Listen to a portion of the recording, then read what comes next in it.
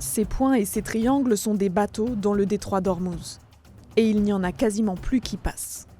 Ici, il s'agit du trafic maritime avant les attaques américano-israéliennes en Iran. Là, le trafic actuellement. Il a été réduit de 80% entre le 28 février et le 1er mars, selon l'agence de sécurité maritime britannique UKMTO. Ce détroit, situé au sud de l'Iran, est au cœur de la guerre. Sa fermeture pourrait avoir des conséquences planétaires. C'est par ici que transitent environ 20% du pétrole et du gaz naturel liquéfié mondiaux. En réponse au bombardement des États-Unis et d'Israël, l'Iran promet la fermeture du détroit. Et un haut responsable militaire iranien a même menacé le 2 mars de mettre le feu à tout navire le traversant. Alors, les navires transportant les produits pétroliers sont pour la plupart à l'arrêt et se sont regroupés dans ces zones de mouillage au large des principaux ports de la région.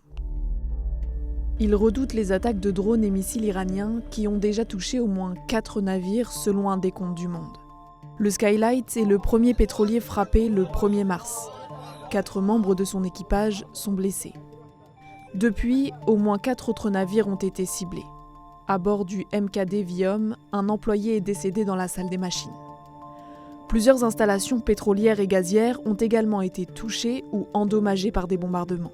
Les images analysées par Le Monde montrent notamment l'installation Ras Tanura du géant saoudien Saudi Aramco en proie aux flammes le 2 mars 2026.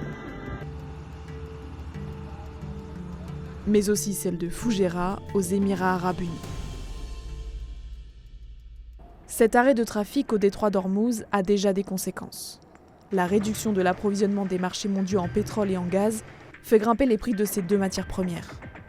Le baril de Brent de la mer du Nord, référence du marché international, a augmenté ces derniers jours. Le 3 mars, il avait dépassé 85 $ pour la première fois depuis juillet 2024. Du côté du pétrole, il existe des marges de sécurité. La plupart des pays ont des stocks qui permettent de tenir 2 à 3 semaines. En revanche, la situation est différente pour le gaz. Il y a déjà un choc de prix sur les marchés européens ainsi qu'en Asie.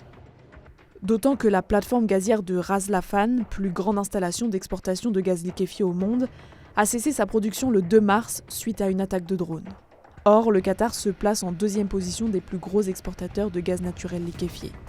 Strait of Hormuz, which includes supply from Qatar and UAE, accounts for about 20% of global LNG supply. So we're kind of entering an unprecedented era, much larger in my opinion than what we saw in the Ukraine-Russia crisis.